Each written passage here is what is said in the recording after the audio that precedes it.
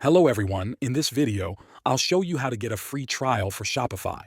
First, open your web browser and go to shopify.com. On the home page, you will see a button that says Start for Free. Click on it. Next, you'll need to enter your email address. Type in a valid email that you can access. After that, click Create Free Account. Now, Shopify will ask you a few questions. These help them understand your business better. You can choose options like I'm just starting or I'm already selling. Just choose what applies to you and click Next. Then you'll be asked to create a Shopify ID. This means you need to set a password and confirm your email. Follow the instructions on the screen. After that, your free trial store will be created. Once your store is ready, Shopify will bring you to your dashboard. Here, you can start adding products, customizing your store, and more.